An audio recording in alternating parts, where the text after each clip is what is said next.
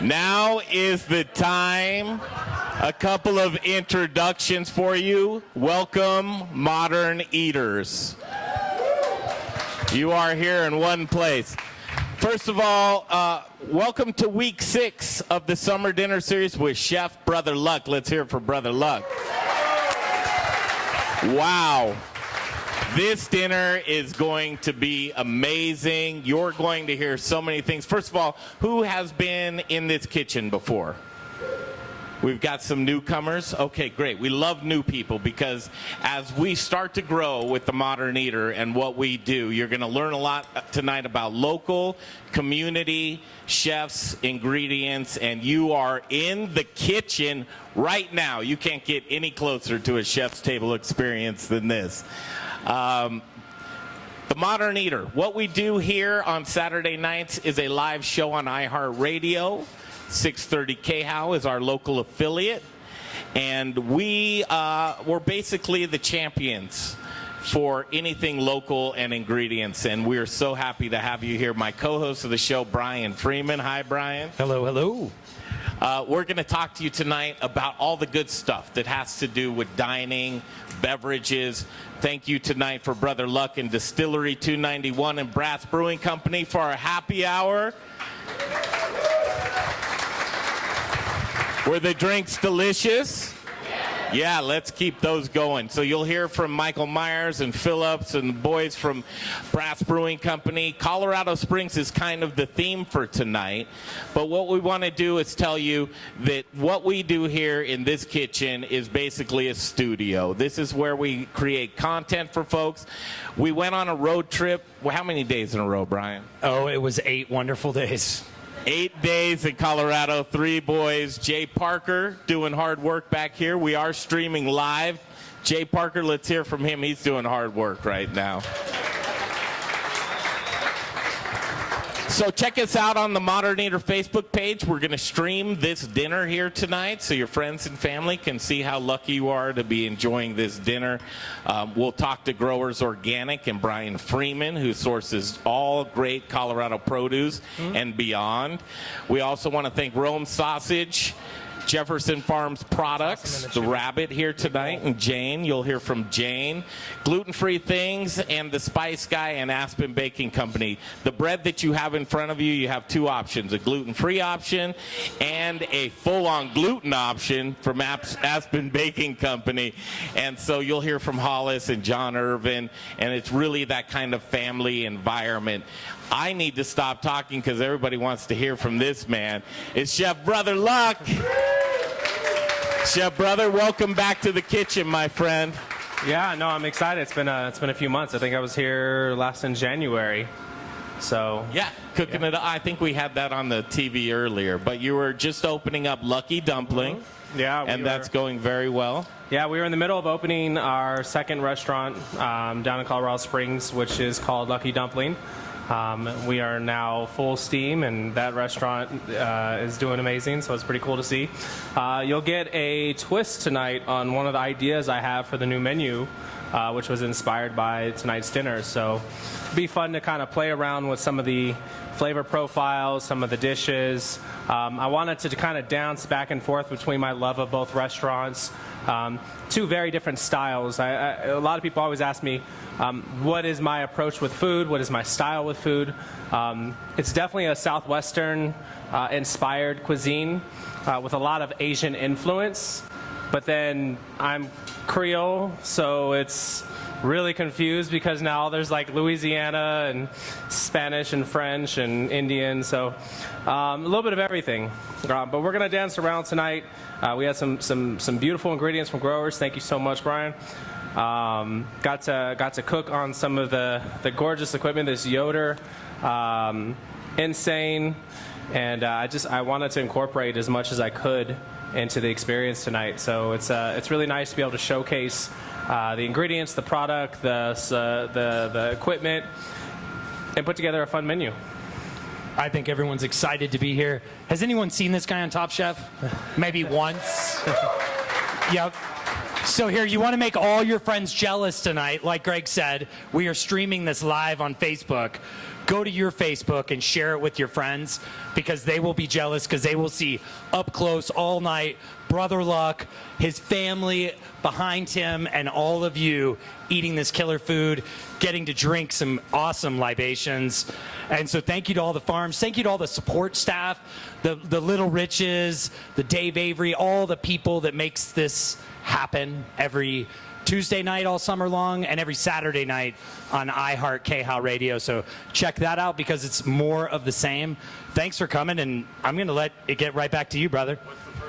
What's the first dish? Yeah, so some of you have seen me kicked off of Top Chef many times. It happens, you know. They keep inviting me back. I keep getting kicked off. I told them just give me my own show on Last Chance Kitchen. Like, I don't even need to do the main show anymore. Just let me do Last Chance Kitchen. This is the last chance kitchen right the last. I told him just stop calling it LCK and just put the U in there, and then it's Luck Kitchen. I mean, it works. So we're in the middle of stone fruit season, and I was on the phone with these gentlemen doing a radio interview, and I believe it was Keegan was actually talking about how beautiful the cherries were. And he was like, they're luscious, and they're 2 bites, and they drip down your arm when you're eating them. And, you know, he like made love to this cherry on the radio. I was like, which station are we listening to? I wasn't sure what was actually happening. We talking about food, or are we talking about cherries? Goes either way. So as we were talking about this, I thought, you know, the first course I want to do is definitely a stone fruit course. So this is stone fruit in a couple different ways, just really trying to showcase the beauty of the fruit and this time of the year, and the bounty that we get, because pretty soon we're just going to keep canning and preserving and pickling and making chutneys with all of this fruit. So while we get to eat it fresh, this is a great time. So what we've done is you have an apricot panna cotta, which is just stirred cream or cooked cream. We took a bunch of these really, really ripe apricots. We cooked them down with just a little bit of coconut sugar. Made a puree out of that, worked that in with some gelatin. And then we did the cherries. The cherries have been macerated in Pedro Jimenez cherry vinegar, a little bit of agave nectar, and a touch of soy in there. And then you have the plums. The plums were simply tossed in a little bit of oil, and then they were grilled right here on this Yoder. So I wanted that charred, smoky flavor. Underneath you have some Haystack Mountain goat cheese that's crumbled in there lightly. We finish it off with a little bit of black pepper vinaigrette, and then some really nice arugula. So you're going to get some nice brightness to kind of play around. So some of the different acidities and bites of the fruit counterbalance with the fat and the creaminess and the sugar of the panna cotta. So that's kind of where I was looking for that medium, and I thought the cheese would be perfect because it does add in that tangy element that ties in the 2 creams. So enjoy. So I will jump in there real quick to give you an idea. The plate that you have in front of you actually has 3 different local farms on it. So the panna cotta, the apricots, come out of Hotchkiss, Colorado, Rancho Duranzo. The cherries are coming out of Paonia, and that's a little farm called Berg Harvest. And then the last one on there is the Haystack Mountain cheese, just out of Fort Collins. This is just the first course. So you are going to get more local food tonight, hopefully, than you've had in a long time. And again, I encourage you, go to your Instagram and tag Brother Luck. At Chef Brother Luck. At Chef Brother Luck, right there. Tag that on your Instagram, and you will have a lot of friends. Enjoy the first course. Yes, I tag a lot.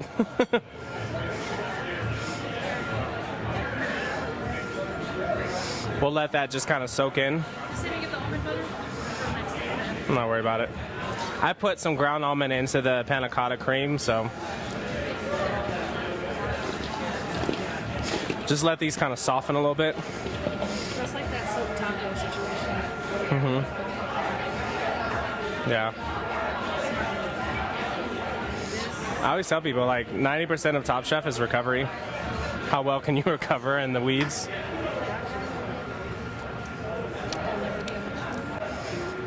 Me either. They ain't never.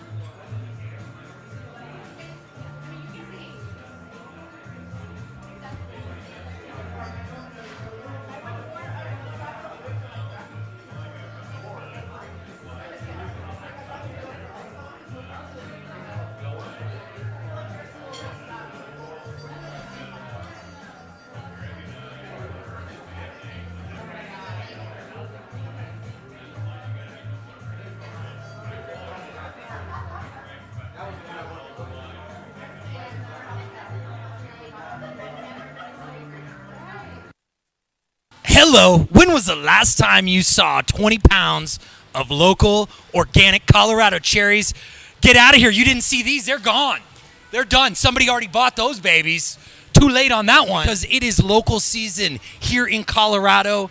There is all kinds of crazy good food. Oh, whoa, whoa, whoa. What is this? Easter egg radishes right there, baby. Easter eggs. Who are we? Where are we? We are at Growers Organic in Denver, Colorado, showing you tasty local vittins. Look at this. Spring onions. When was the last time you threw some of those bad boys on a grill? Everybody needs some grilling onions. It's that time of year. We've got red, we've got yellow, we've got radishes of 5 different flavors. Oh, wait. Hello. It's Tom McCracken at Green Earth Farms. Some killer frisee. Check it out. We're here all year long, 363 days of the year. We're working. www.growersorganic.com, Facebook Growers Organic, and Instagram feed. Check it out. You see these big boxes from Rocco's? Local cabbage with the wrapper leaves on it. Gotta love it. What do I see? What do I see? Oh, look at these. Look at these babies. Look at that. That is a French breakfast radish right there. Wait a second. Is it time? Is it time? Do you eat one? Yes, you eat one. But we do have some local apricots. Do you like my apricots? These are Rainier's. Wait, you got to see Berg Harvest Farm on our road trip. So we're rocking it out. Like I said, we're at Growers Organic, showing everything local. Everything is love here. Wait a second. Oh, look at those local mushrooms. Who's got that? Who needs that? So, hey, we're just having fun. We're at Growers Organic. We're showing the local goods. I'm stealing some of my own raspberries. Don't tell my boss. From Morning Fresh Dairy. Hey, Brian, can you go grab me a bag of Bow and Arrow local white cornmeal? Oh, as a matter of fact, I have it right here. What about our friends?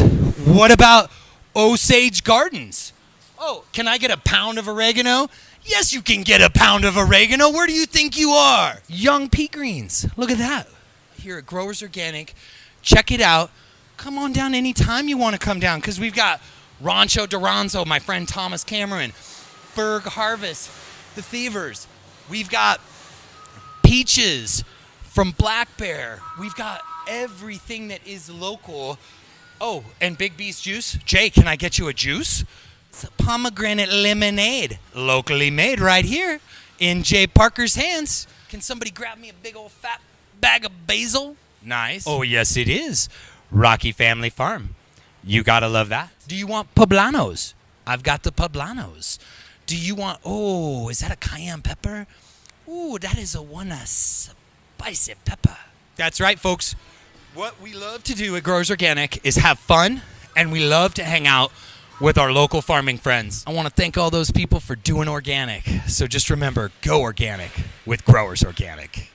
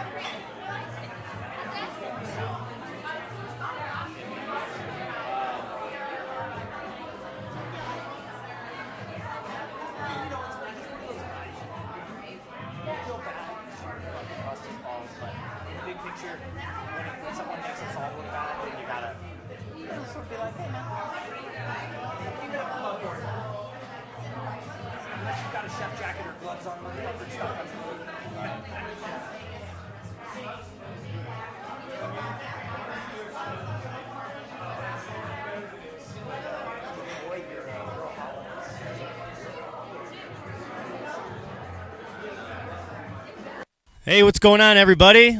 I'm Dan with Proud Souls Barbecue and Provisions. Welcome all of you out there at the Modern Eater Summer Dinner Series. I just wanted to showcase our shop here, located at 2485 North Federal in the Sloan's Lake, Jefferson Park area of Denver.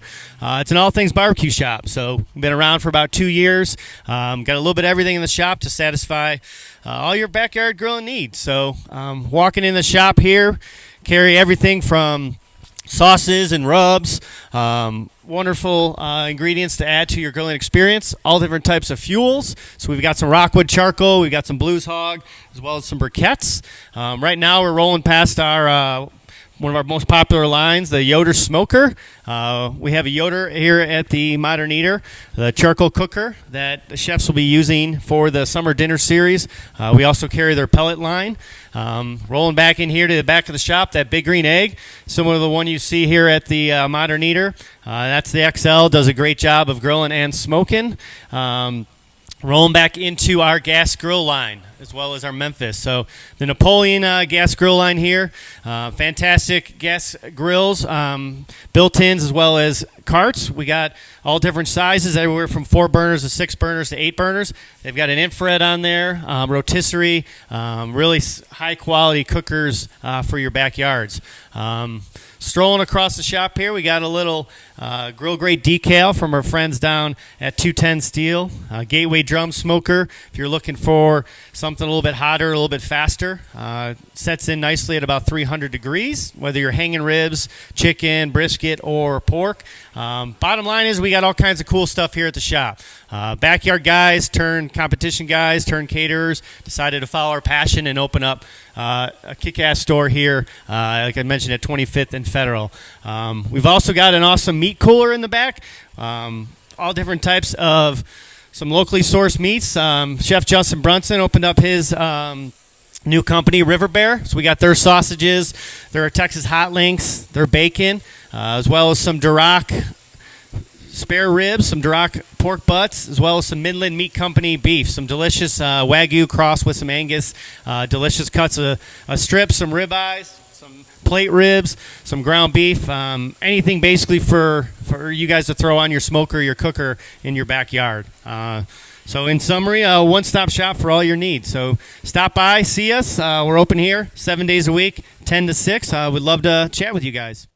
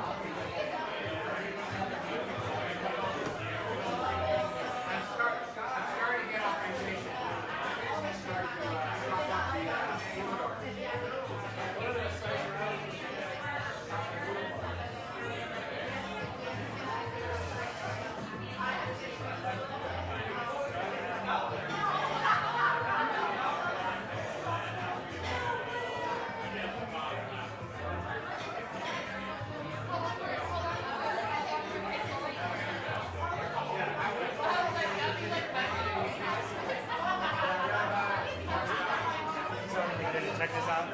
I had asked him. I love how you did that, brother, right there. That is classic. What? I didn't do anything. What's that? What did I? Oh, put her there? Yeah, just wait. There's still. I was like, dude. And I came back around and I saw it.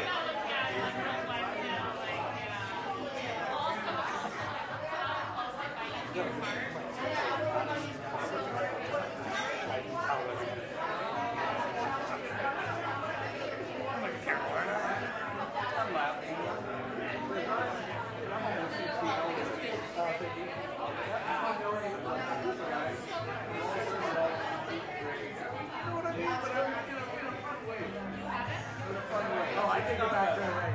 Oh, no, I didn't get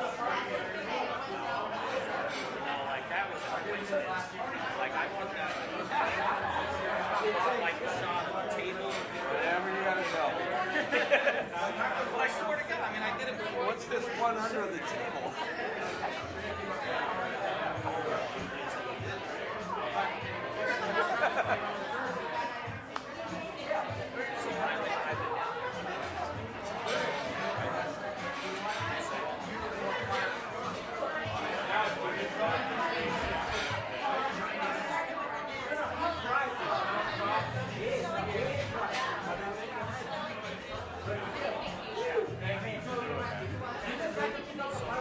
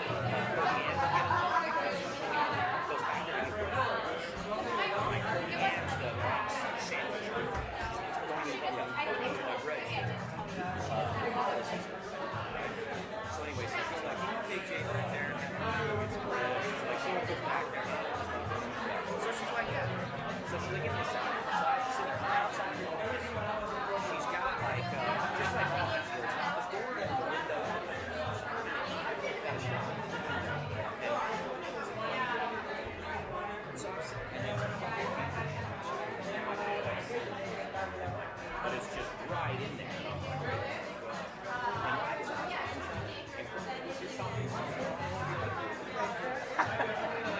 As I'm doing that,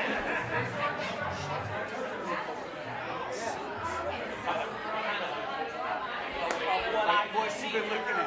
And I go, she looks at me and I go, I take one step up. In between the window and the door. She goes, so what's, like, oh, she's like, you got a little peek at me. I was like, oh, yes. I said, that's got nothing to do with me. I said, I'm asexual, first of all. I'm an individual lack of sexual orientation. I said, furthermore, and as I'm trying to be funny and like kind of deflect, I can stare up.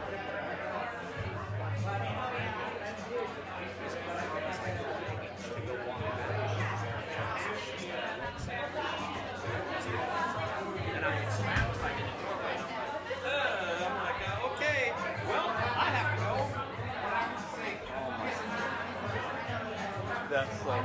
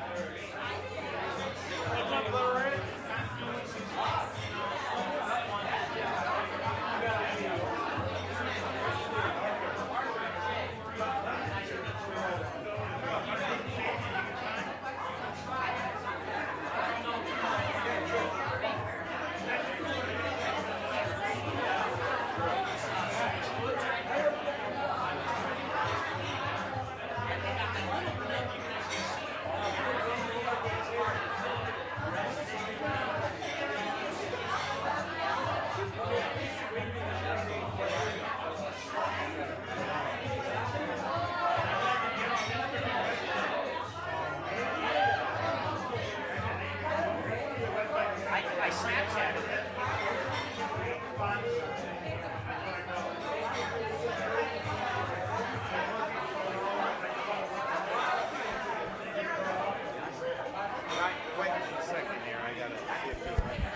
If you're just tuning in to the Modern Eater Live, you're watching Chef Brother Luck from 4 by Brother Luck and Lucky Dumpling Summer Dinner Series Week 6. And so far, so good. Second course is on its way out. If you guys need tickets to the next dinner, which is the ACF Colorado Chefs Association dinner, go to summerdinnerseries.com. Only about half the tickets left for that one. Only about half the tickets left. That's going to be a great dinner. Obviously, way too late to be here tonight, but you can be here on the 13th. We've got 7 different chefs all collaborating on one menu. That's August 13th for Summer Dinner Series Week 7. And then it's Summer Dinner Series Week 8 with Chef Justin Brunson to close out this year's Summer Dinner Series. Almost sold out. Just a handful of tickets left, honest to goodness. So if you want tickets to that one, you better go to summerdinnerseries.com right now and look for tickets. Jay Parker here, Greg Hollenbach, Brian Freeman, Growers Organic, Little Rich Schneider, Rockalitas Tortillas. You ready? Whenever you are. Let's talk to Brother about this second course. What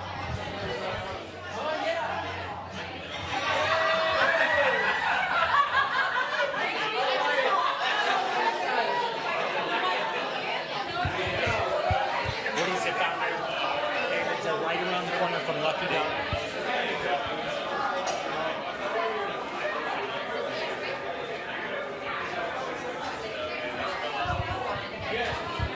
Wow, wow, wow, wow, wow, wow. What do you think? How is course 1 of Brother Luck's dinner? Unfortunately, we have to call it a night. No way we would do that to you. Just because we can't refund the money. We already spent it. That's the only reason.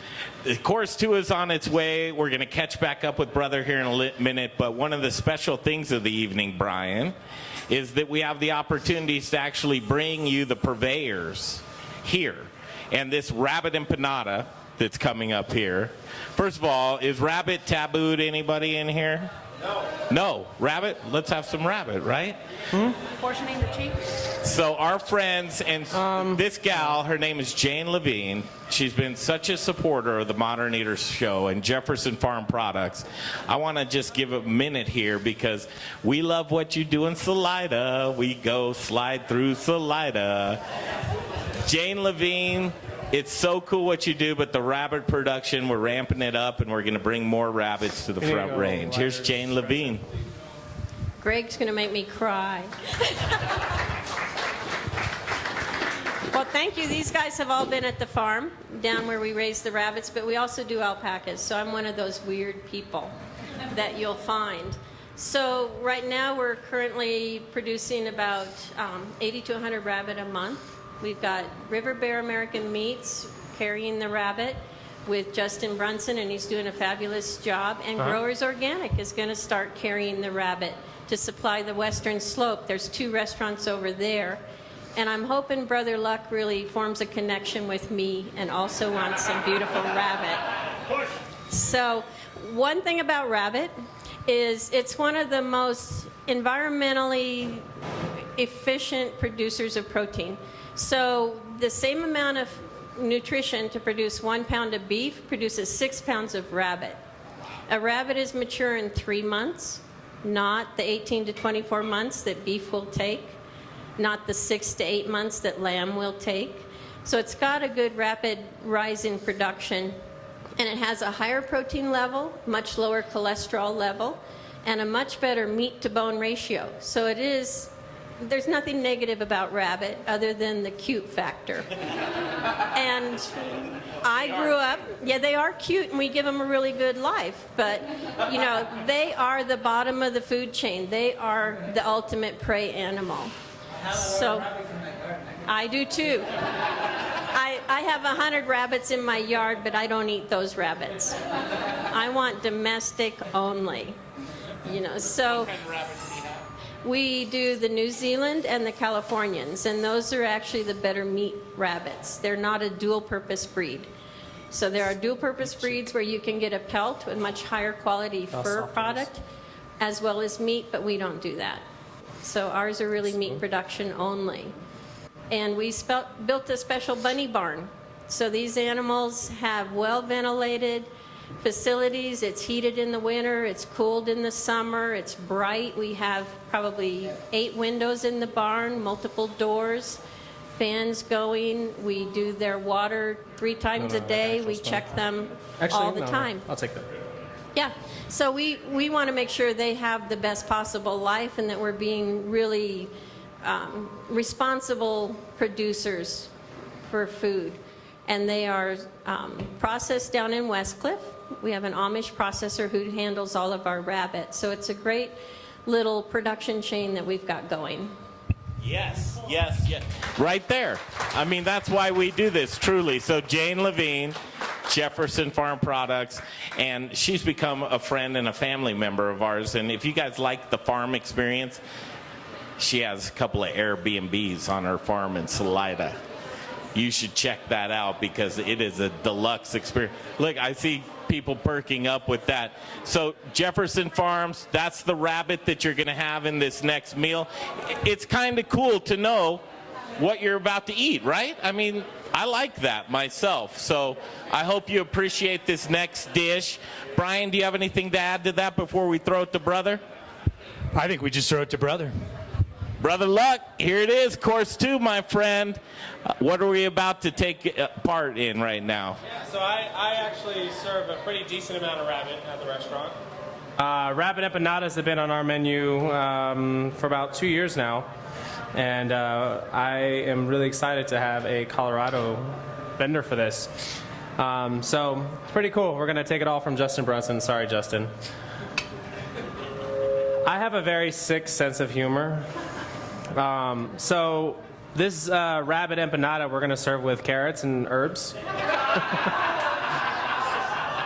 Cycle of life, right? I love you, brother. Hakuna Matata, Lion King, PBS special, all that good stuff. Yeah, so we have some gorgeous heirloom carrots. We've shaved. We've done it almost escabeche style. with a little bit of parsley, some chives, a little bit of vinegar, a little bit of oil, a little bit of salt, some creme fraiche. The pastry is tossed in a chimichurri, so you have cilantro, parsley, garlic, chili, vinegar, a little bit of oil just to kind of bridge it all together. And then we also took some of this B-squared honey. I was really impressed. I actually had a conversation with her at Slow Foods a couple weeks ago, and she introduced me to her whiskey barrel-aged honey. So I was like, that's awesome. I'm all about that life. So that's the honey we're actually gonna drizzle on there. But usually for the rabbit, we do a lot of charcuterie boards at the restaurant.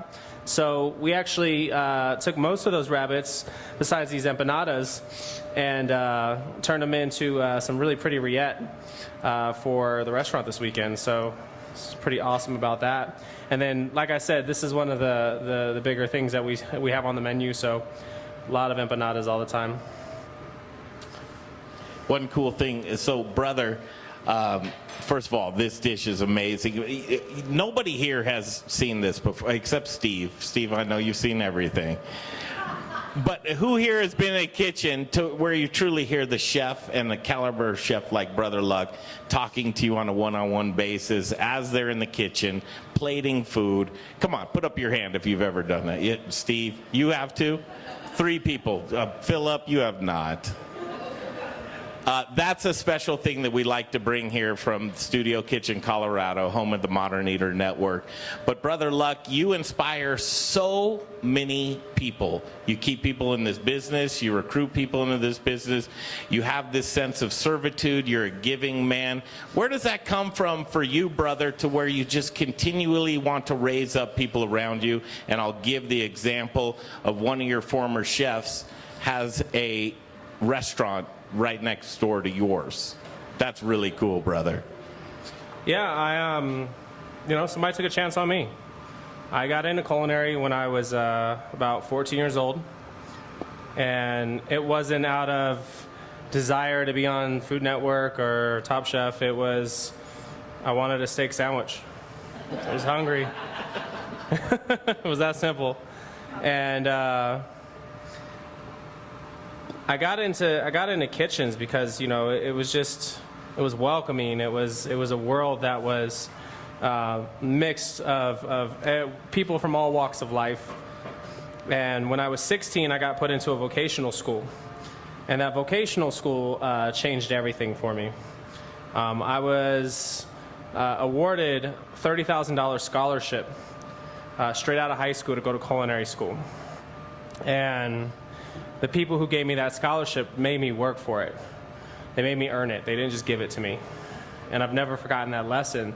So, mentorship is ingrained in me as a leader, as a boss, as a business owner, as a chef, because I truly love watching the success of other people. I think, food is one of those industries where you'll never learn it all. There's too much. There's too many ingredients. There's too many cultures. There's no way to study it all and be an expert at everything. So I love being able to teach what I see when I travel, and I'm very fortunate to get to explore some pretty cool places. And then, to have my own business where I can share a lot of the stories of motivation and being open and, just trying to make a difference. One of my mentors told me the word restaurant comes from the meaning to restore your community, and I've never forgotten that. And that's what our restaurants are about. We're ingrained in the community. We're part of the community. We're making a difference in the community. Whether you see it or you don't, it's something that's really, really close to us and a big piece of what we do. So. Well, and brother, speaking about community, you serve a beer at your restaurant, and you brought those people here with you tonight. Why don't you introduce them? And we'll have them come up and tell you a little bit about the beer you're drinking. Yeah, so my lovely crew from next door.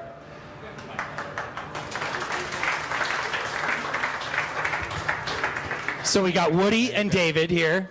Yeah, so So Brass is next door to my restaurant, Lucky Dumpling, and I last time I did this event, I brought up another brewery that I'm really close with, but I thought, you know, these are our neighbors. They support us on a daily basis.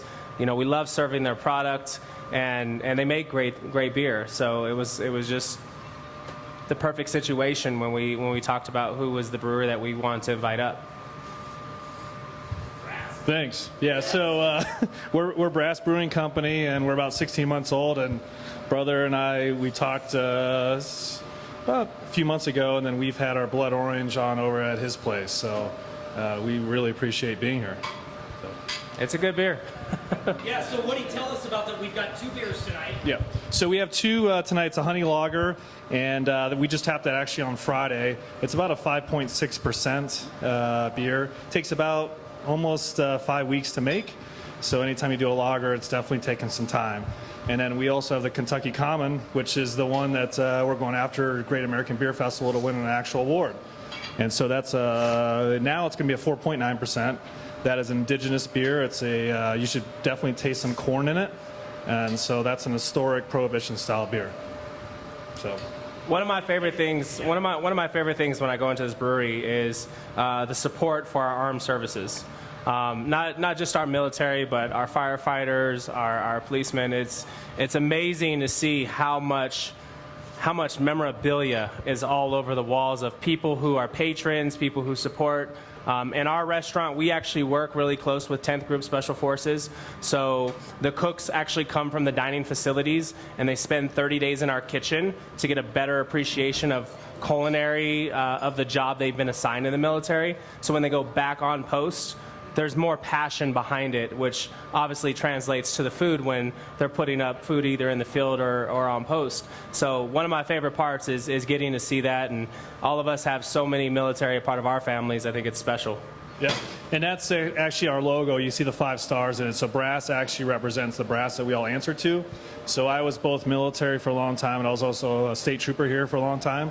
And so when you walk into Brass, like Brother had said, we have a lot of portraits up there from all the different people coming in, and then represents our brand as well. So. Well, thank you guys for coming out, and it's a pleasure. I hope you enjoyed their beer. Yes, Brass Brewing. Who tried the beer? Who tried the beer? Anybody tried the beer? All right, are beer or whiskey? Which one? Who's whiskey in here?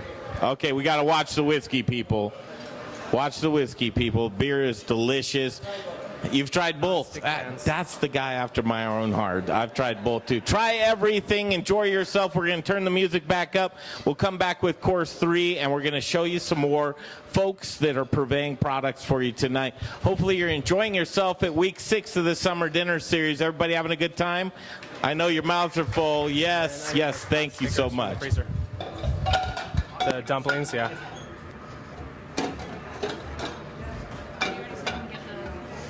Yeah.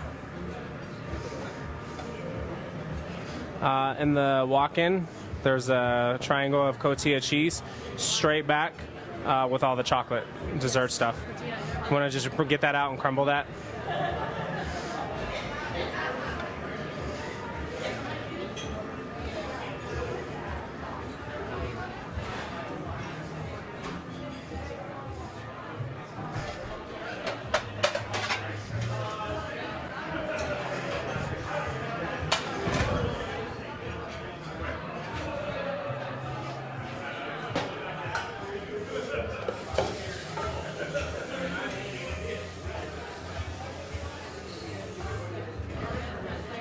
So bummed that pastry got overcooked. I just remembered it was in the oven. I was like, shit. Hello. When was the you. last time you saw 20 pounds of local, organic Colorado cherries? Get out of here. You didn't see these. They're gone.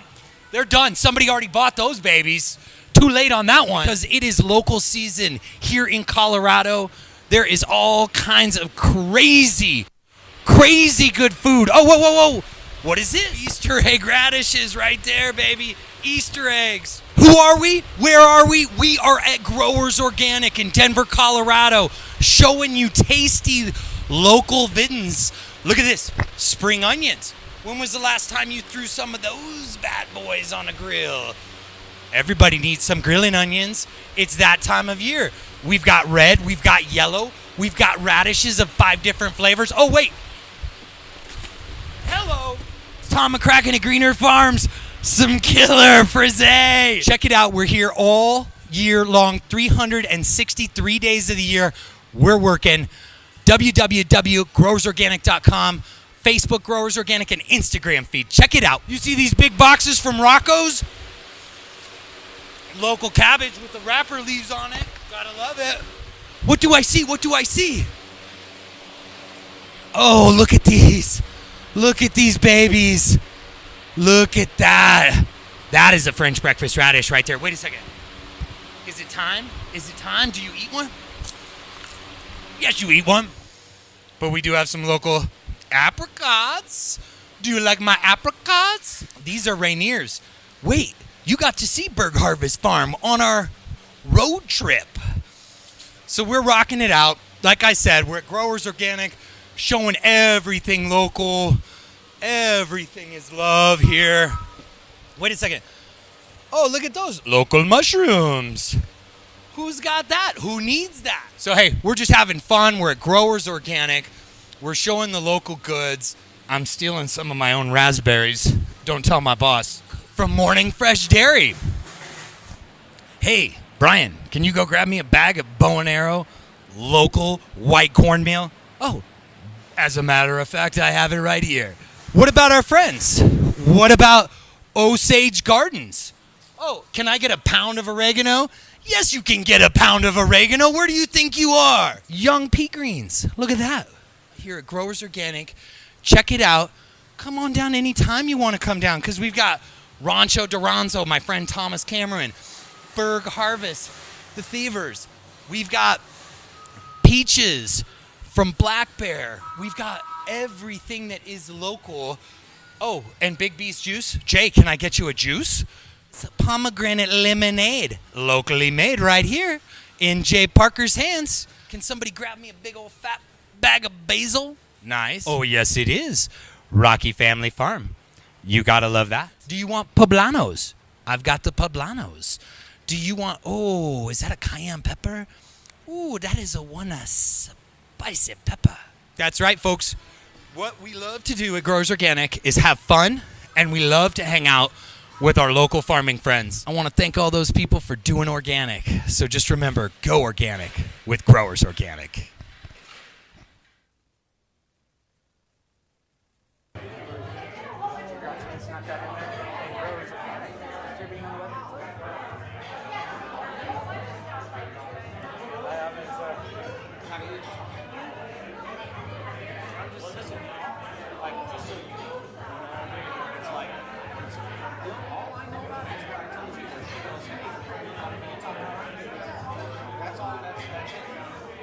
No, babe, I'm good. You know, you know me.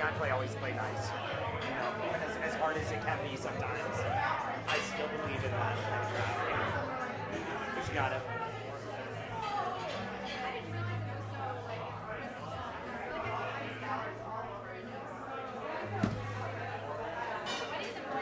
Did I really tell you what? Next time you smell my breath, it's gonna not smell like this. I'm afraid so.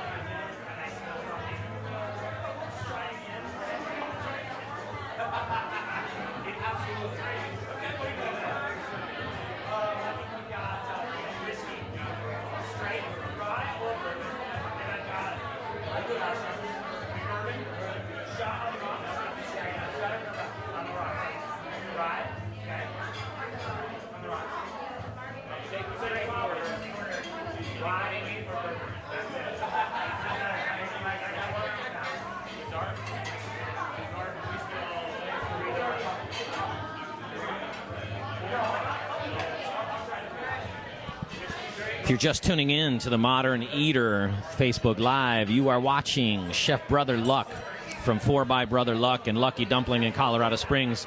for Summer Dinner Series Week 6. Don't miss Week 7. Week 7 is going to be the ACF, Colorado Chefs Association dinner. 7 different chefs, all collaborating on one menu. That's going to be a real treat. Literally only half of the tickets available. Half have already sold out. The other half will sell out. So get your sweet ass over to summerdinnerseries.com and get your tickets. The last week, Week 8, to close it out, Burning Down the House with Chef Justin Brunson from Old Major. This dude, if you know anything about Chef Justin Brunson, he's a meat guy, and he's going to blow the roof off of this place when it comes to meat. And the Yoder Smoker from Proud Souls. So get tickets to that. Only, I think, literally 4 tickets left to that. So if you're listening to this right now, 4 tickets. Go get those tickets. But for right now, you're watching Chef Brother Luck do social media while he cooks in Studio Kitchen, Colorado, home of the Modern Eater Network. My name, I'm glad you asked, Jay Parker. I'm here with Little Rich Schneider from Raquelitas Tortillas, Brian Freeman from Growers Organic, and the one and only Greg Hollenbach, founder, creator, Oz of the Modern Eater Show. I'll let you get back to the ambient noise of the room.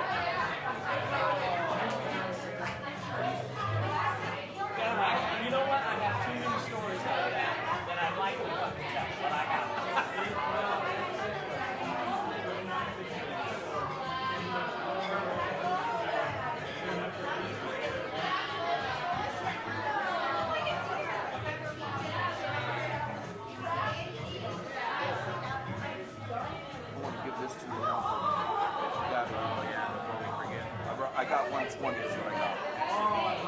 I'll make it 5 hours like I did last week. And like stop at 5 hours. You have an understanding it's 20 miles an hour. I stop after 5 hours because I don't have any money. Like if you want to work, Yeah. you can. You want to help us a little bit? Well, it goes into the whole Honda work done, which is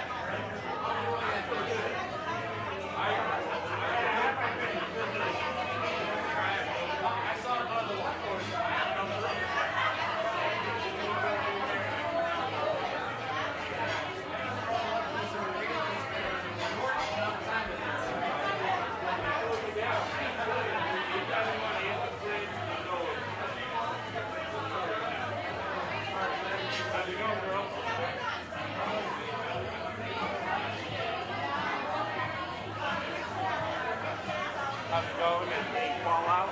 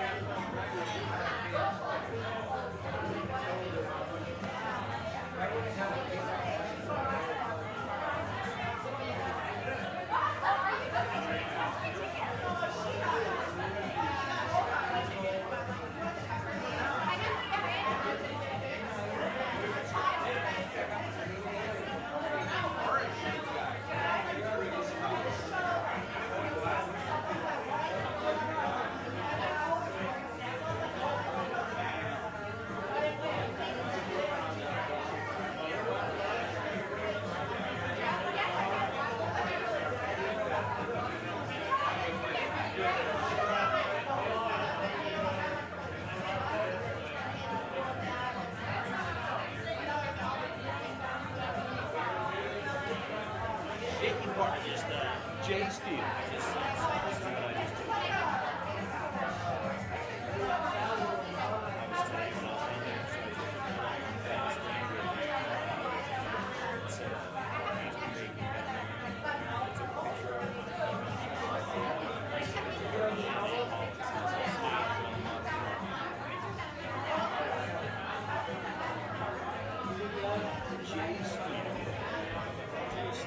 Producer.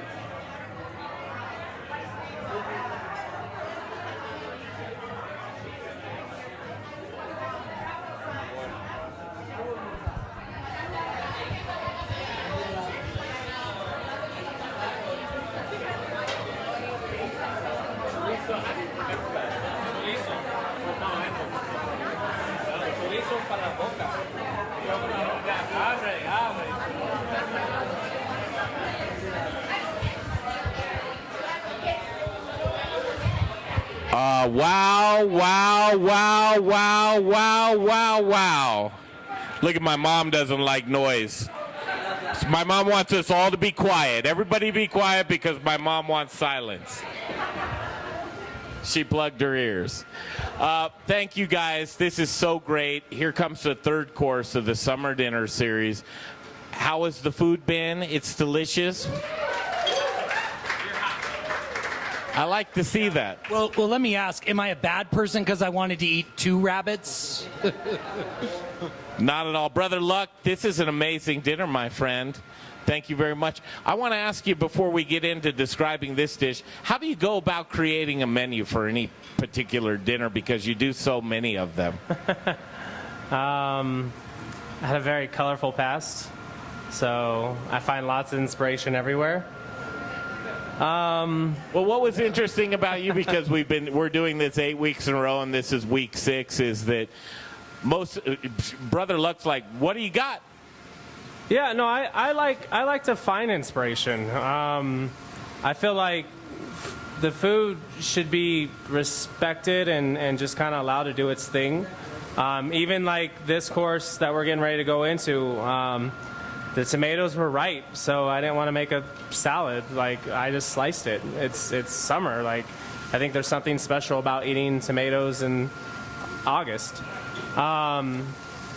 But yeah, it could be a sunset on Pikes Peak. It could be a painting I saw in a gallery. It could be a song or a tune that I heard someone playing on the street.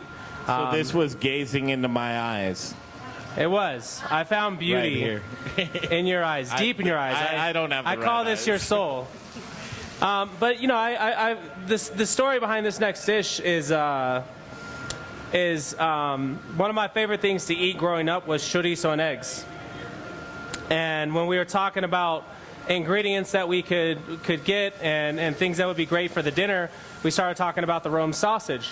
And Jay said, "Hey, I've got chorizo." And I was like, well, I want eggs with chorizo. Like, that's just kind of a given. But, how do we reinvent it? How do we make it ours? So what I've done is I've done a chorizo pot sticker. I thought that was a great way because there's so much fat content in that pork and there's so much flavor profile in that spice and vinegar. It would work really well for the pork filling. And then the hollandaise is actually the egg component for me. So it's an egg yolk with butter whipped into it. It's extremely healthy. And I thought that would be a fun play on it. And then to pair it with the tomato, the huitlacoche, the cotija cheese, those are just things that I would have put in that salad anyway. So it just kind of made sense in my head to bridge the few things together. I love this. And last time you were in the kitchen, you did pot stickers as well. And the pot stickers are always a hit with you, brother. Education is something, you guys, this is kind of cool because we have some folks in the kitchen. First of all, you brought somebody here with you from 4 by Brother Luck. And I'd like to always give recognition to the folks that are in the kitchen. First of all, the folks that are in the kitchen working hard and the servers. I mean, come on, truly. Fabi, thank you so much. Aaron, thank you so much.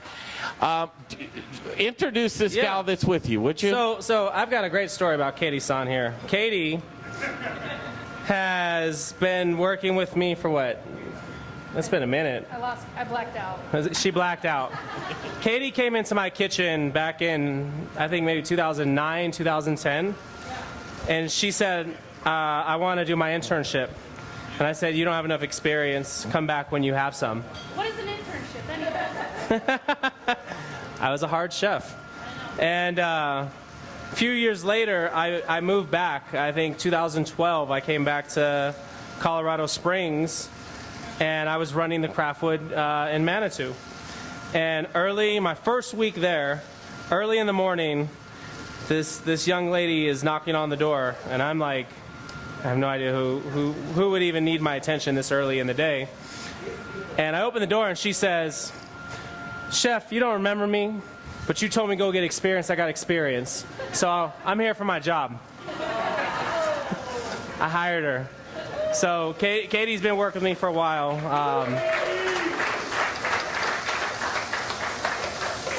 When I started my restaurant, Street Eats, and finally went off on my own, she was the Jerry Maguire moment where I was like, who's coming with me? And she's the only one that did. So she actually helped me open the very first Street Eats, which was pretty cool. Her husband's enlisted in the Air Force, and I knew I had her for a few months before he got orders to go out to Mississippi. So thankfully they came back this year, and she gets to help me out. So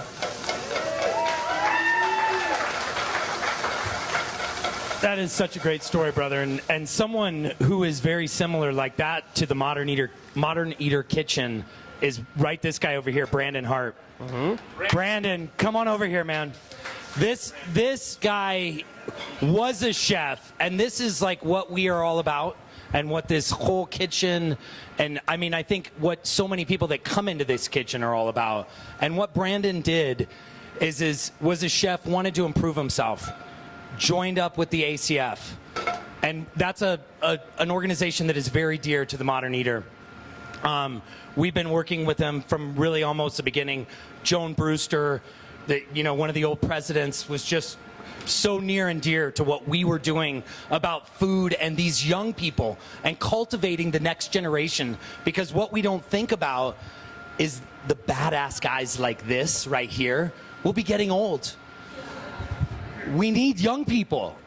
And that we need the next generation. And he's so humble. He comes into a kitchen like this, and he just wants to show up to work under brother.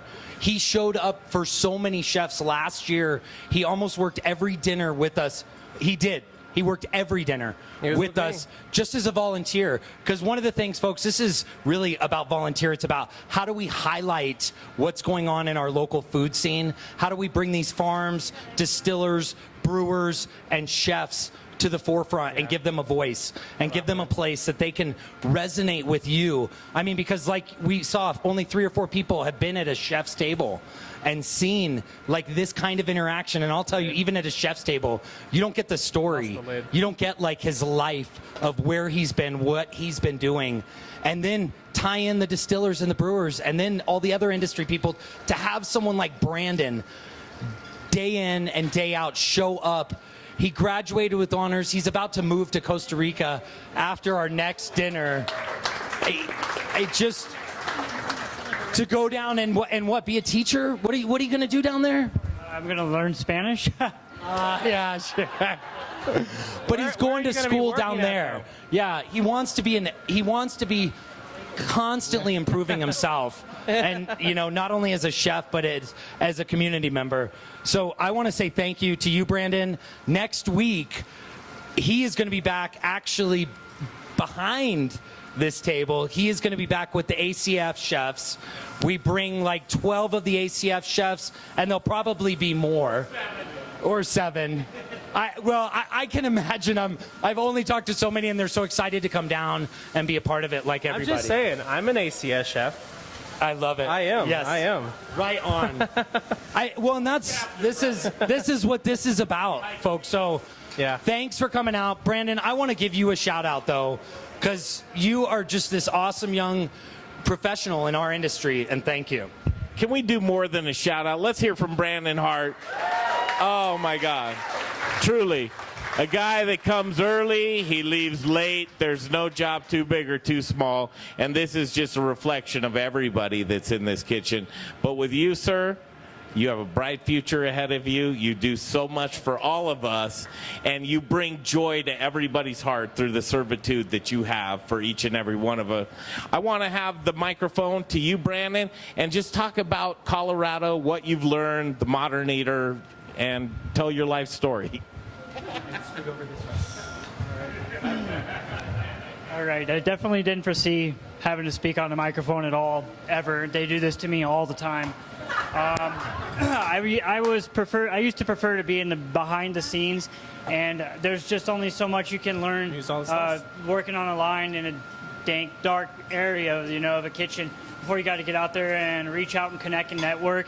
And getting into school was the best thing I ever did with the ACF, and it connected me with opportunity here with Modern Eater, and these guys were the ones that let me, reach out and network and kind of get my face out there. And a lot of the promotion that they've done, I've made so many friends, so many connections, getting to work with other chefs that I will be in touch with forever. I couldn't really be happier as an apprentice with the opportunities I've gotten through all of this. I am really grateful. So thank you so much, guys, for having me again.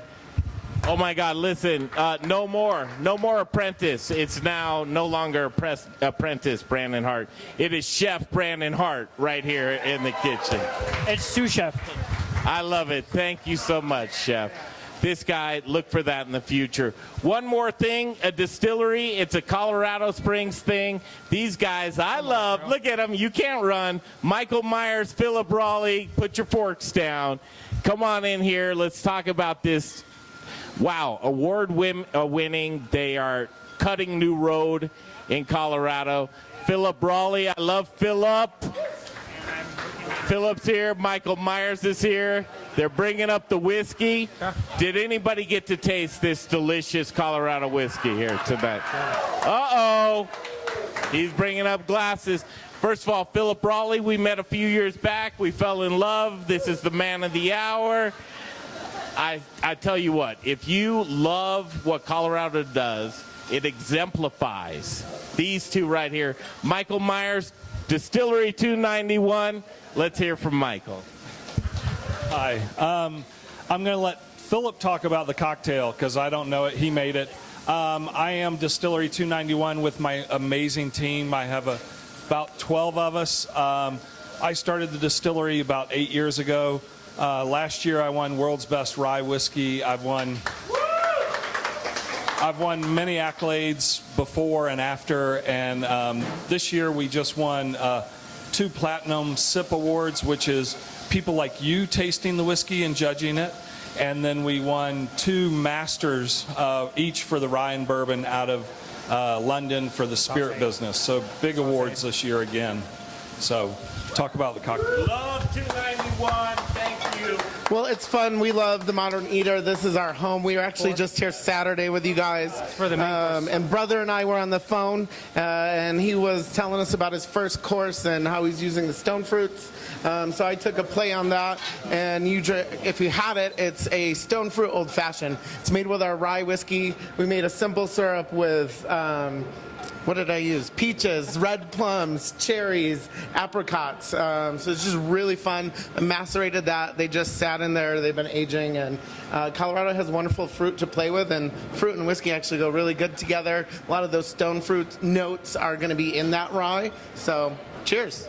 Cheers. Thank you. Thank you. 91. Thank you, guys. Chin chin. Hey, Brother Luck, you know these guys at 291. What's your relationship with these guys? I love these guys. One of my favorite parts about Colorado Springs is there is a number of award-winning, passionate distillers, brewers, mixologists, chefs. I mean, it just, the list goes on and on.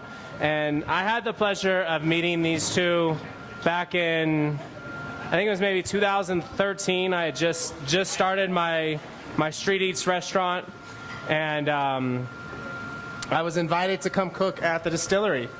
And I was so blown away by the commitment they had, the story and the depth that they had, the flavor profiles, the systems, the sustainability. It was this magical formula that I got to watch, and then I was very fortunate to be able to pair something with it.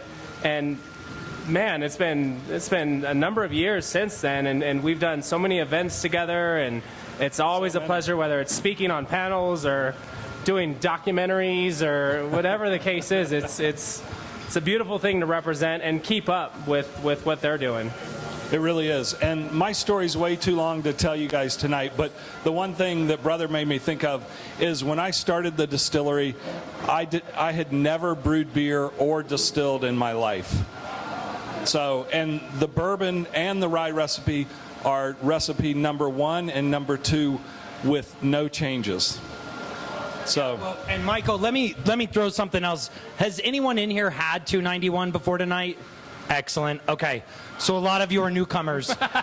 This man right here, these two gentlemen are innovators in their space.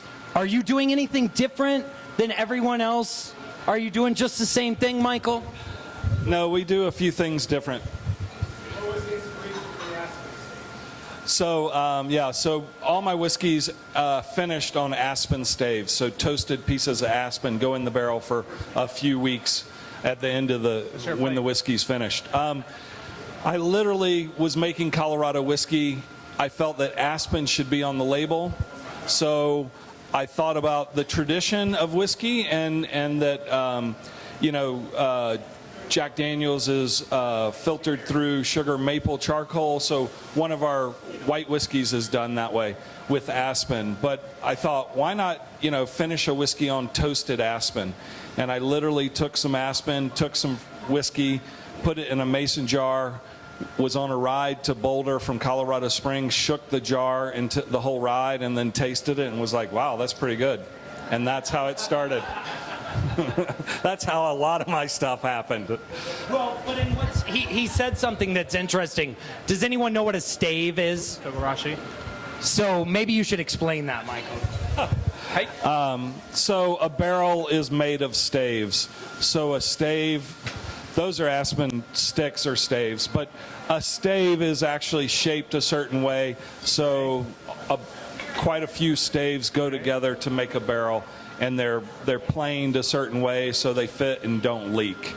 So it was a word that whiskey people would know, and so that's why my staves are not actual staves; they're more of a stick. Well, but Ann, don't you? I mean, you were. I feel like you were one of the innovators on using stave versus, a full. So I'm dragging this out. No, you're good. No, I can talk. But so with finishing whiskey, most whiskey, until I started it, all whiskey was finished in a wine barrel, oak. They didn't finish it on any other wood. And Woodford did a test right about the same time I started, and they finished a few whiskeys on different wood, but at the same time I was finishing my whiskey on aspen. So A little bit of an innovator in that way. Yeah. But I also built my own still. So again, I had never brewed beer or distilled. I read everything I could ever read about it. And so my still is built out of photogravure plates. It's a flat copper plate that you chemically etch an image into. You put ink on the plate, you put a piece of paper with it, you run it through a press, and you get an inked photograph. So I took those plates, 7 of them, cut them up, rolled them, bent the metal, and then had them TIG welded together. And my first still was a 45-gallon still that I could make 60 gallons a month on. And now it is the thump keg or the doubler of my 300-gallon still. So all my whiskey still goes across that original still. And that's me. I was a fashion and beauty photographer in New York, and 9/11 changed my life. Do you want me to tell my story? I don't want to bore you guys. Tell the story. Okay. It's not about me. So yeah, I shot Angelina Jolie when she was 15 and 16. Some of my last clients were the Olsen twins. I shot for Estee Lauder, Tiffany and Company, Ralph Lauren, Forbes, GQ, Esquire, Mademoiselle, what you name it, everybody but American Vogue. 9/11, lived 3 blocks from World Trade Center, was on Greenwich and Duane when the first plane flew over. Long story short, moved my family to Colorado Springs. My wife at the time's parents lived there. I commuted, got to a point, we moved back for a little while, moved back. Commuting, got tired, and thought about what could I do. I read an article about Stephen Goss, who created Hendrick's Gin and Sailor Jerry, and thought I could make whiskey. And so I picked up YouTube, every book I could, read about it, went to talk to Mike Bristol of Bristol Brewing. He was a friend. He said, I can brew beer, but I don't know anything about distilling. So I learned a little bit from him in 2 days, and then I started making whiskey. So pretty crazy.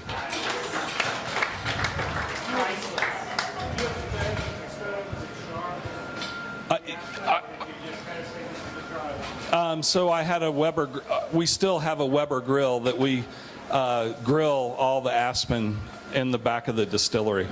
So we just take aspen wood, start a fire, and then toast the aspen wood. Some of it gets a little more charred. We might be able to hook you up with like a Yoder. Okay. We've got some friends, right? It's right down the road. Crowdsourcing. Sorry. But yeah, and in that space, I started in 300 square feet, which is about the size of this hood, a little wider the table. And there's a whiskey Bible, Jim Murray's Whiskey Bible. He tastes over 4,500 whiskeys. He rates them from 94 to 97.5, because that's the highest he'll give a rating, is liquid gold. And in that space, my barrel number 2 of that rye, sorry, got 94 points. I have 7 liquid golds from Jim Murray with 6 different recipes. So, yeah, meant to make whiskey, not be a photographer. You guys, Michael Myers, it's such a treat. Thank you, thank you, thank you. This is awesome. 291, Brothers back. Yeah, so a fun story actually. When we were filming Top Chef Colorado, all the chefs say, you know, what do you guys drink? And I said, well, I drank 291. And that became like the official behind the scenes whiskey of Top Chef Colorado. So it's very special, obviously before any of the world's best and all of that. I love to travel with it. I actually always show up to those Top Chef events with a bottle just because it's memories for us. But you know, it's a special story. So I love supporting everything that 291 is about.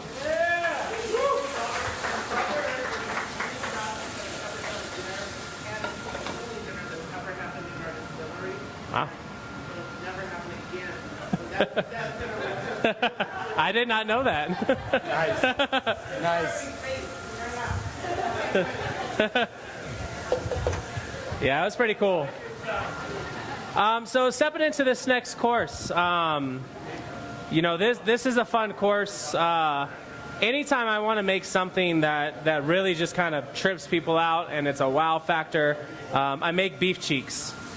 And these beef cheeks are cooked really, really slow, really, really long. I'd say about 12 hours at about 250. This batch I did in a mixture of hoisin, smoked soy sauce, a little bit of gochujang.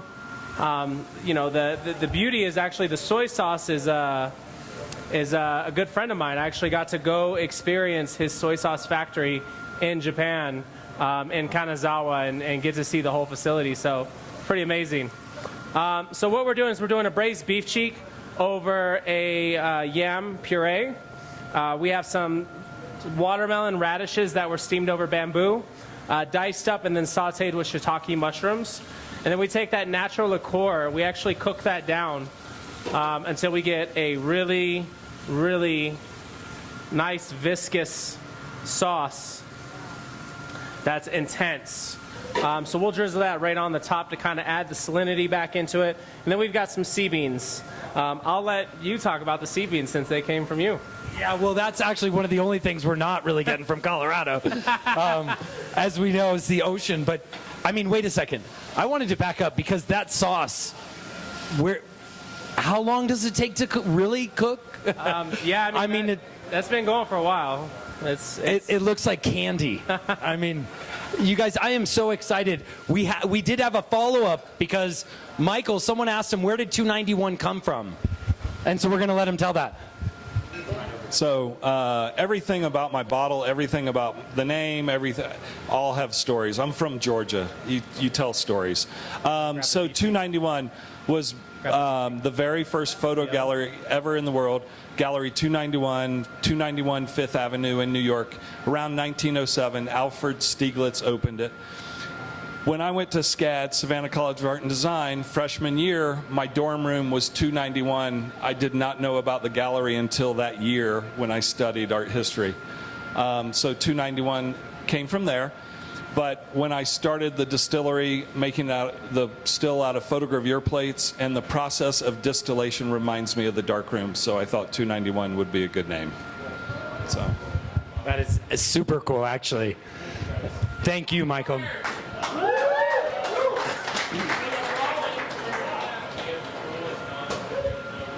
Well, thank you, brother. So this is coming right out right now, and I'm excited about it. Is everyone still hungry? Do you got any room? Who do we? Okay. Well, enjoy the music. Pay attention.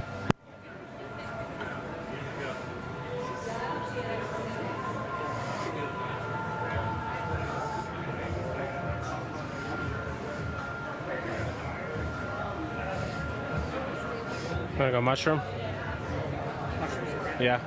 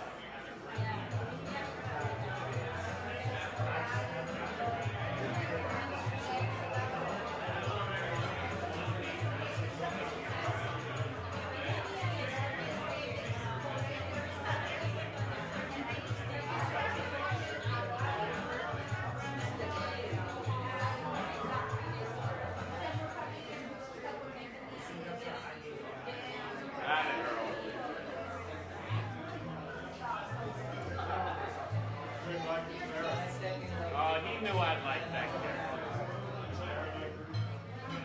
Can we put that on?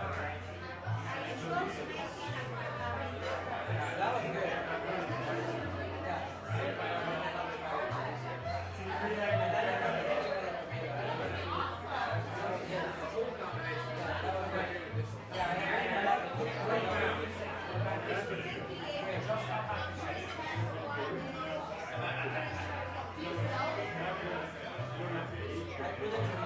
So all the times that you haven't made it down in your life, that's Dan's job.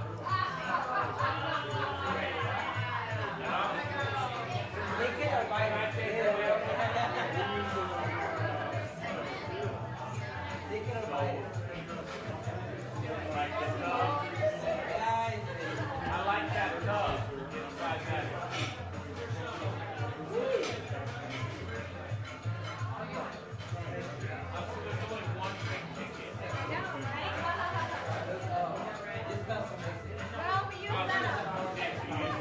I got 3 more.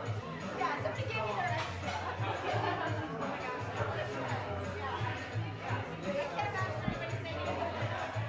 Keep your menus clean so brothers can sign your menu.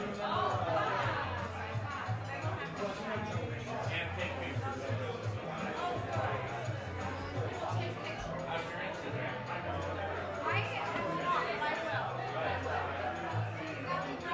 Make sure your menus are clean so brothers can sign your menu.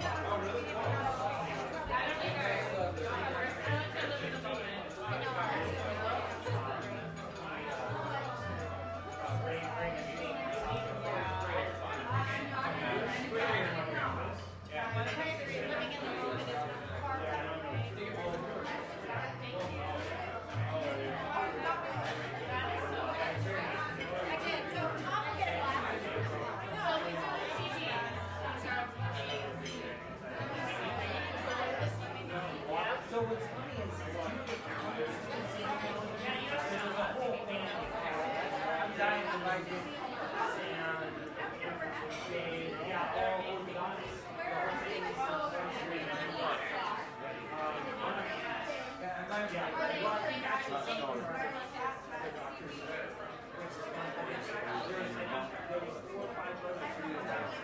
And they all, I mean, very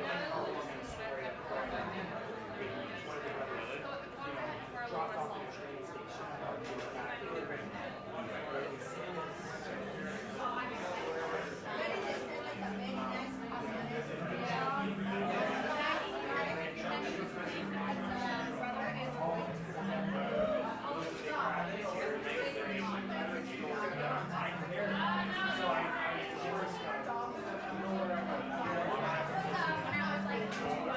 Well, no, it's not outside.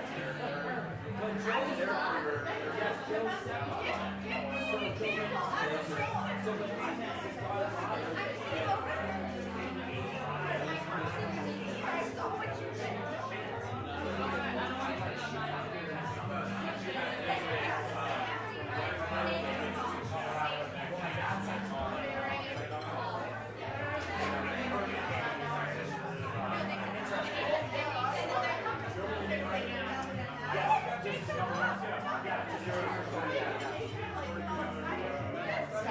Yeah.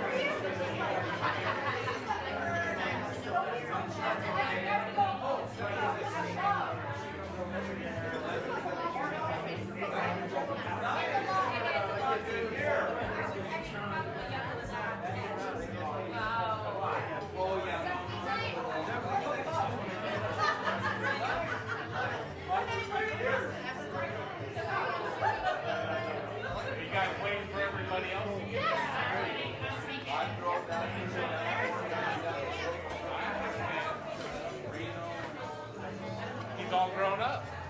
I know. Got a button-down shirt and everything. It's a lot different. He combs his hair. I knew the past part there. Well, then The best part of life was not like I was a monster, was I? no, absolutely not. You were always very charming and rude at the same time. It's like amazing. Yeah, that's rude and charming. That's me in a nutshell, right? I wanted to ask if you come across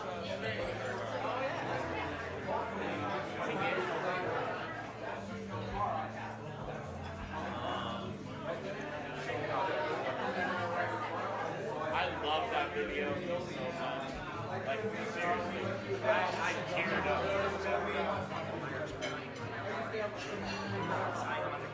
He's telling me to get off. Did you see Michael? Yeah. I just tore it out. I couldn't let him off. Fucking was all mad. He's like, Is he trying to show something right now? he told me I didn't have to do the next one. Yeah, but now it's folded in. What's he trying to do? Dude, it's your boy is trying to stick his cock in like Jay doesn't do that. He could.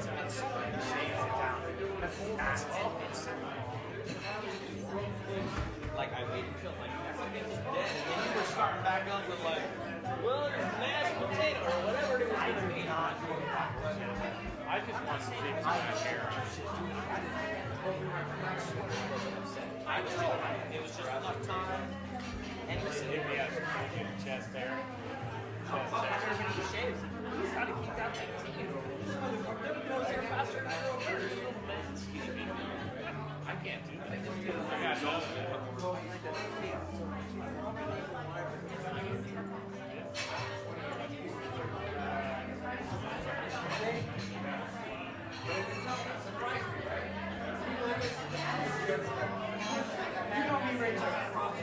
Gonna go up to somebody.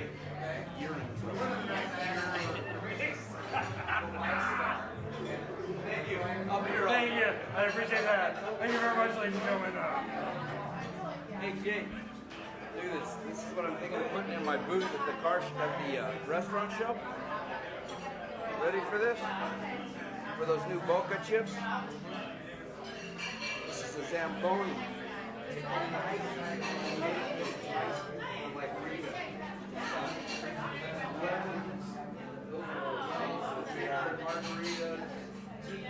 They're painting the logo on them. That is a huge stainless steel floor that comes out below the chips. That's what's up.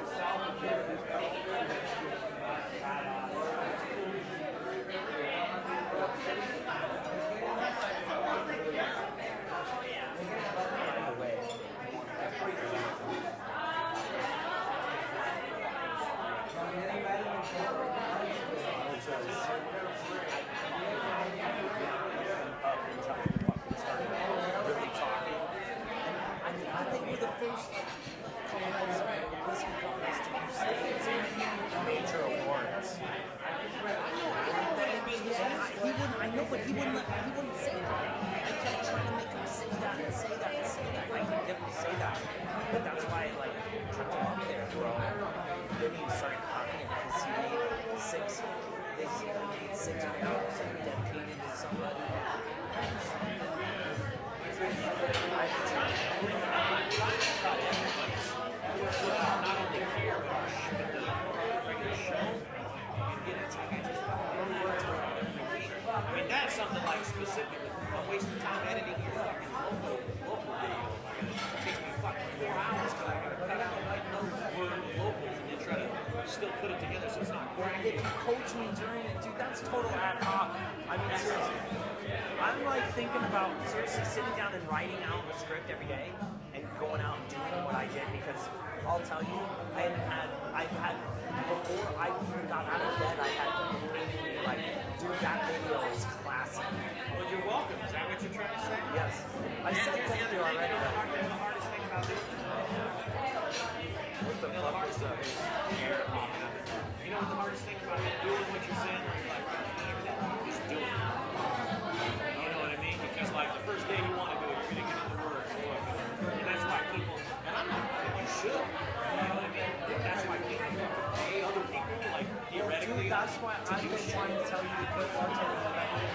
you up with fucking video editing shit for people. I told you this already, Jay. I know, but here's the thing. And he's not gonna help you. I'm gonna help you put a plan together so you can just fucking say, this is how much I can make, this is what I want to do, and this is so if I put that together, I want to do something. People, right, to do whatever that is, like a to go do that. That way you crash this.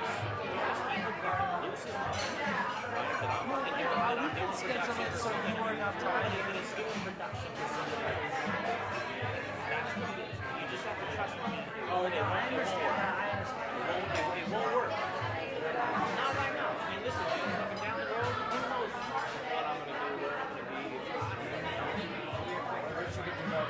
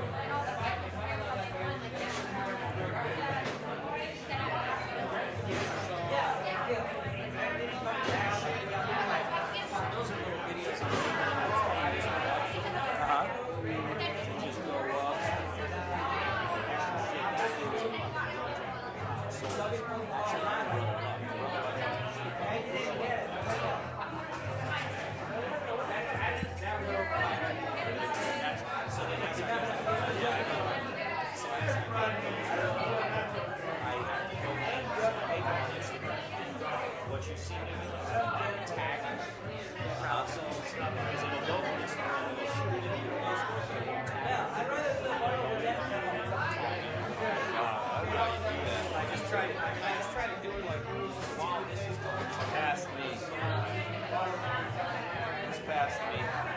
I can see there's still certain skill sets I'm hanging on to, but there's others that are dropping off. Yeah, yeah.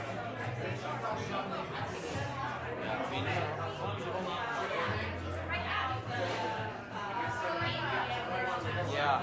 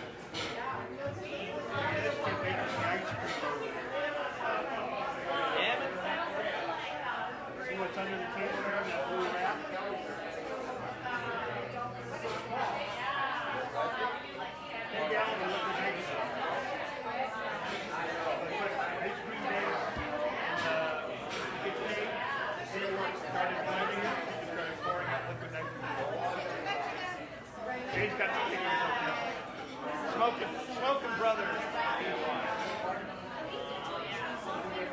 Was that before the show? Yeah, it was like 5 o'clock.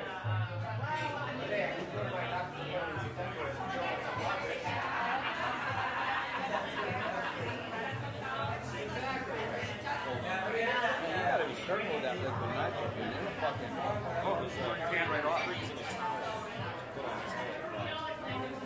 No way. Watch.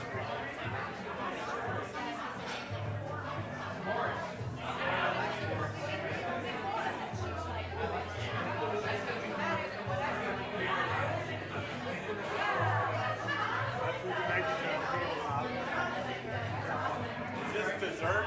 Yeah. Coming up. That ice cream you was making with the liquid nitrogen. It worked? No, it's got it. Oh my God. That's got to be tagged into this somehow. Oh, it will be, but I think I'm going to put it up. Yeah, that's.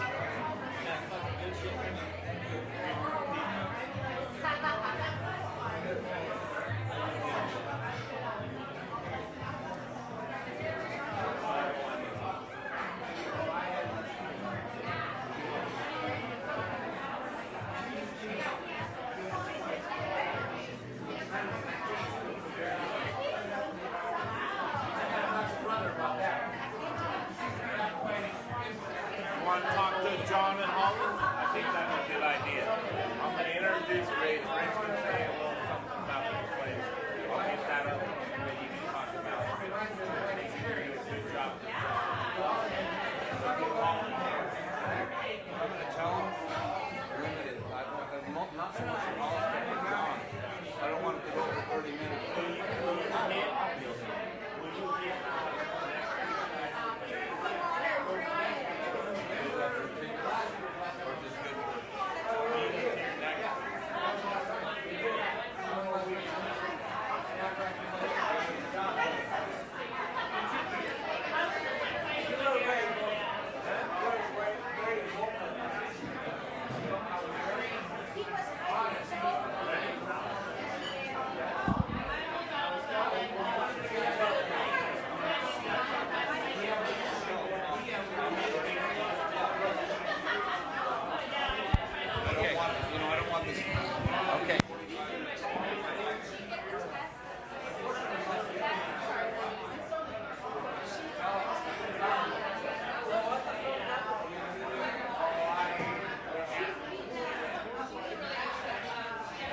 My wife doesn't like it because I have so many kid fans. So I don't. But brother, thumbs up.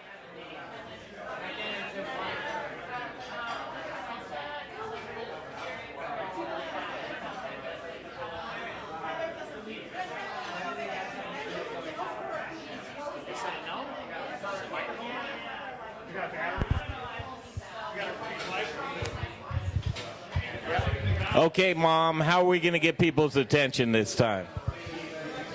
Well, we're not going to scream. We're going to clap. Did you see? Go like that. Quiet it down. Wow, wow, wow, wow. Yes, here we go into dessert. Mom, thank you for helping us get the crowd's attention. Brother Luck's dinner week 6. Did this disappoint? Come on. Yes, let's hear it for Chef Brother Luck. Let's hear it for Chef Brother Luck. Let's hear it for Chef Brother Luck. Yes! That is what I'm talking about. It's about the people. Did anybody meet a new friend tonight? Anybody? Yes, you did? Did anybody get to know my mom? I did. Yes, my mom rocks. Everybody needs a mom like hers.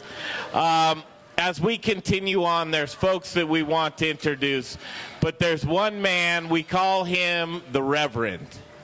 We call him the mayor. He's the mayor of culinary. Has anybody had Rockalitas tortillas at all? You have? All right. You may not know it, but the best tortillas in town are from a man. His name is Little Rich Snyder. You might have seen his Cadillac out front. He's larger than life. He's the big man. He's the two and only. He's Mr. Showtime. Come on up here. The mayor of this church right here is Little Rich Snyder. I love him, and so do you, Little Rich. Thank you, Greg. What a dinner, huh? What a dinner. You know, it's going to be fun. A long time ago, I used to do stand-up comedy at the Comedy Works back in the early 80s. And some of the people that I did shows with, I mean, people would come in on a Tuesday night, and 20 years later, they're like, oh, my God, I saw this guy. I saw these superstars. And truly, I mean, Brother's already accomplished a whole lot of fame, but truly, in a year, 2 years, 3 years from now, when you tell people, I was in this little 1,200 square foot kitchen having a table dinner with Brother Luck, right? I mean, he sweated on me. That's going to be a pretty cool thing. That's going to be a pretty cool thing. I want to bring up a couple things. First off, thanks from the bottom of our hearts for coming, supporting the Modern Eater, supporting local. We have a lot of fun down here. It's like it truly is a family. It's got just a genuine feel to it, huh? It's not stuffy or pretentious. It's hot. It's sloppy. It's messy, just like family. So that's what it is. One thing, we've got a great dinner coming up next week, the ACF. We've got like those superstars of tomorrow coming in to cook some amazing food. Who's got tickets, Rich? Yeah, who does have tickets at? Who's got tickets? Oh, that's not enough. You didn't? I'm surprised you don't. That's the first place I looked. I gotcha. I gotcha. Well, if you enjoy, there's two more people I want to bring up. If you've enjoyed the bread on your table, we have two people largely responsible for that. Although, dang it, I would like to have seen tortillas and chips, but that's a whole other thing. I want to bring up one of our favorites, John Irvin. Come on up, John. John, so if on your table you've seen some gluten-free bread on a little white plate, not a basket, but was the sliced bread. Yes. This is the man who's responsible for it. So I'm going to let John have a couple words so you can learn about him, his products, and what they can do for you. Go ahead, John. All right, thanks. How y'all doing tonight? I felt like I was missing something. Well, yeah, I own gluten-free things up in Arvada, 64th and Sims, and we are a dedicated gluten-free facility. I was an engineer prior to going into the gluten-free business. Basically, the middle of 2010, started officially. Our bakery was actually moved in our bakery in January 2012.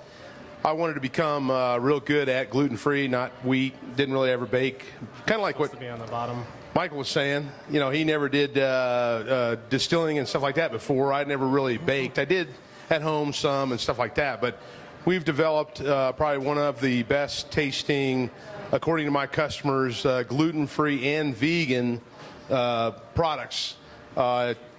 I get people that come into my shop. Greg's seen it. and Jay's seen it, where people have actually come in and cried celiacs. But, you know, I mean, well, when you can't eat something, I thought it was always kind of a farce that, you know, you couldn't eat something, and then I became highly asthmatic and couldn't eat. I was down to rice cakes, vegetable, and water. And I've resolved it since then, but what I'm getting at is when you can't eat, and you can tell I like to eat, but the thing is that I started into this kind of as a fluke. But please come in. I mean, you know, if you know anybody that's gluten-free, we're one of the few dedicated gluten-free facilities in the Denver metro area. We do all kinds of breads, cookies, muffins, and things like that. But try some of that bread. I mean, you know, it tastes like real bread. And the thing is that unless you've eaten gluten-free, you really don't honestly know what bad is. And but anyways, we minimize. I mean, there's a whole bunch of rules that I've taken from my engineering background and stuff like that. But go onto our website, see what we do. You know, come in and taste it. I mean, really serious. Taste our chocolate icing and stuff. And it's on the table, so you can even right now taste it. Yeah, you can you can taste that. But we got all kinds of stuff like, you know, cakes and cookies and muffins and just all kinds of different things. And we're always baking something, and I'm always actually creating new products. And so what I do is my customers come in, and I actually try to get them to taste it, you know, to give me a feedback. Because I like liver and onions. Who likes liver and onions here? Probably not very many. Yeah. But I mean, what I'm getting at is most people don't like liver and onions. So even though I make a great liver and onions, it would be not a right way to go, you know, with respect to a product. So, but one last thing is, one of the two things with respect to Rich. Number one, I used to be the shortest guy here, okay? When he came here this year, I was like, oh man, finally I know what the tall guys look like. And the second thing is, I'll tell you something, his chips, you can actually tell his chips with respect to when we go into restaurants, and I do a lot of testing and stuff like that for all of our stuff. You can actually taste the difference with his chips and stuff. So he does a phenomenal job. But anyways, thank you very much. Appreciate it. Y'all have a good day. Appreciate y'all coming in. John, and just in case later on you're like, okay, they were talking about the gluten-free and I didn't quite get that. Where do we jump in? John, where's your store? 64th and Sims in Arvada. Just remember gluten-free things. And it's glutenfreethings.com. Glutenfreethings.com. It makes it real. It makes it real easy. Gluten-free Colorado. If you do it, you'll see on the SEO. We'll come up on the top. Oh, great. Let's give a hand to John. Great supporter of Colorado culinary. So the next one I'm going to bring up, John, she's prettier than you in her eye. I got to tell you. That's why I have my wife. She makes me look prettier. I want to bring up Hollis from Aspen Baking. Come on up. Come on up.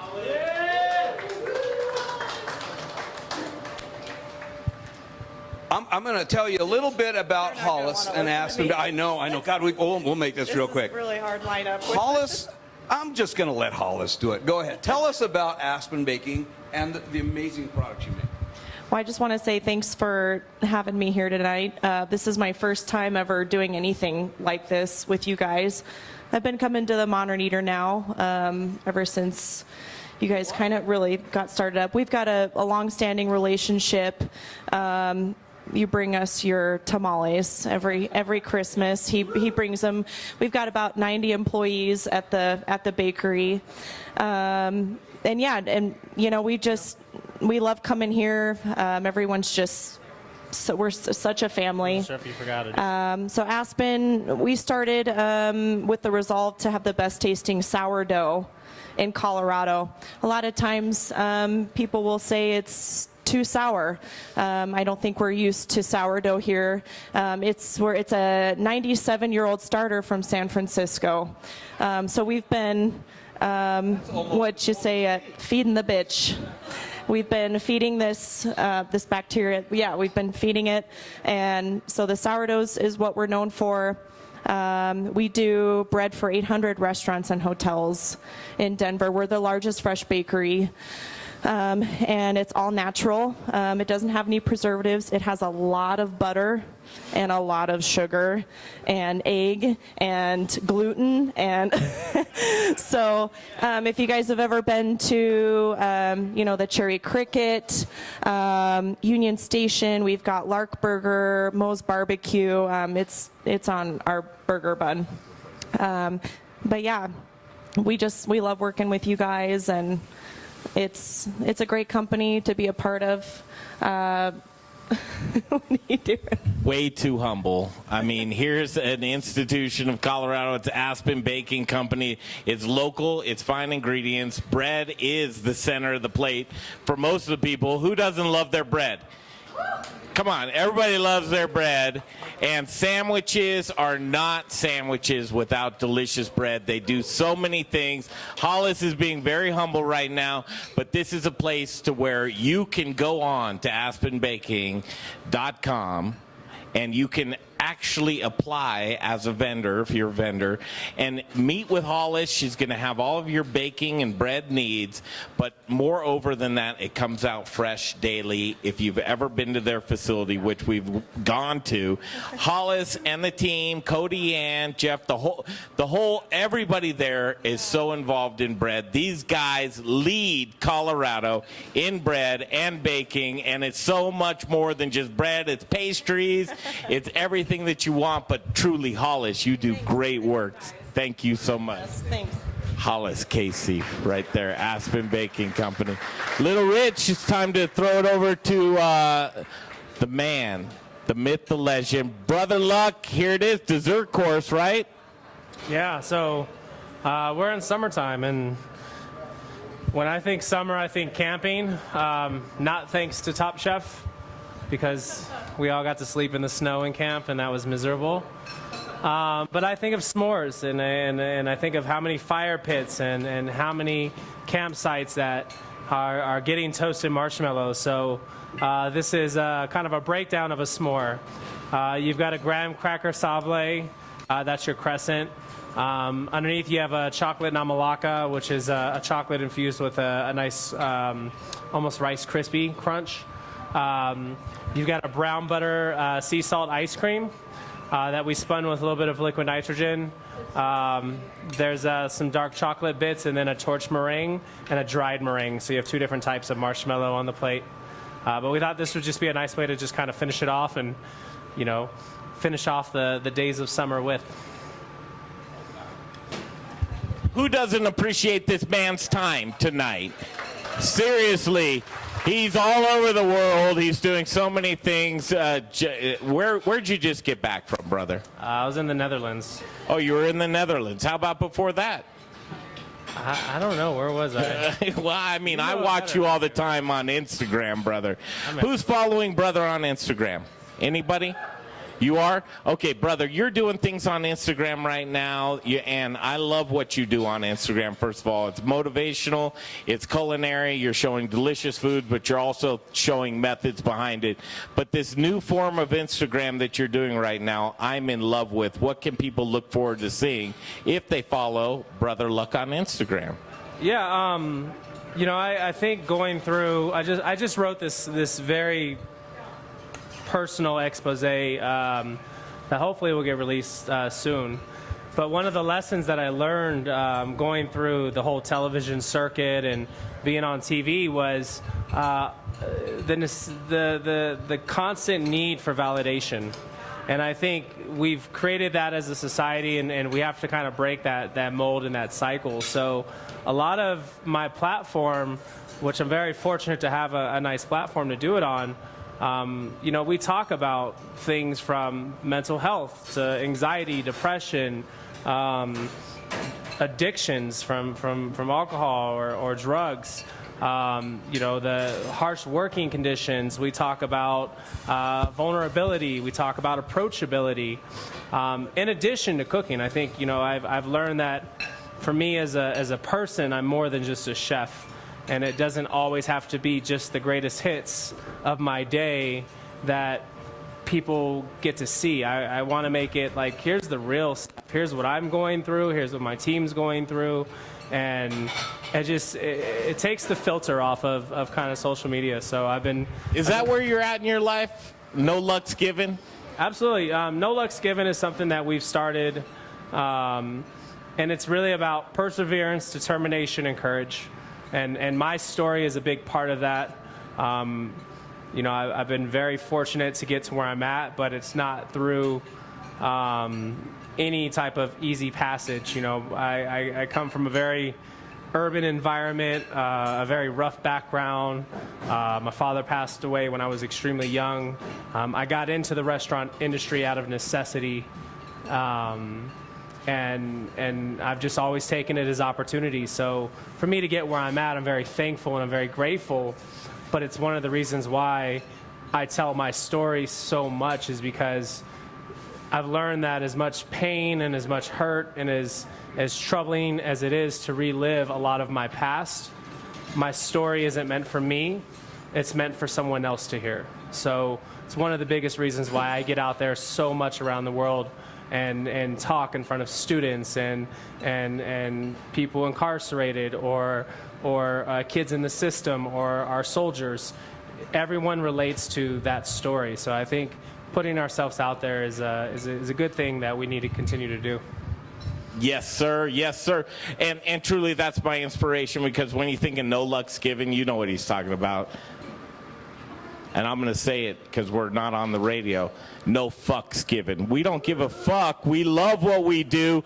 We love this industry. We love the newcomers coming up in this. And truly, when we look around this room right now and you see the folks that are new friends and they're going to become old friends, and you're Brother Luck's friend right now. And thank you so much for coming out. First of all, everybody, Brother Luck, this is his dinner. Can we get you to just stand up? Come on. Come on, let's give this man the applause that he deserves. He could be anywhere else in the world tonight, but Chef Brother Luck, you're here with us tonight. I love you so much, brother. Look at this. This is what community is all about.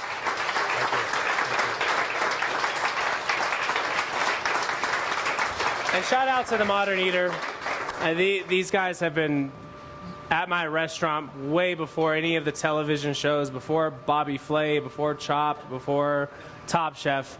These two were in my kitchen, and we were making pork rinds. Chicharrones, yeah. So I love the history that I have with these two, because it's grit. It's been amazing. It's determination. Brother Luck, thank you. Thank you. What a wonderful dinner. Oh my goodness. How was dessert, you guys? Hopefully you'll come back. You don't have to go. We're going to turn the music up. The party's just begun, but if you stick around long enough, you'll be doing dishes. That's what it's like when you're at the family. Thank you guys so much. Brother Luck, you're the man. I love you so much. Thank you, everybody. Oh, God. Thank you guys, everybody, the help that we had tonight. Thank you so much, Gigi, you guys, for coming out. I love it. Thank you, Brian. You can take it out. You know, so you're gonna make it to my house.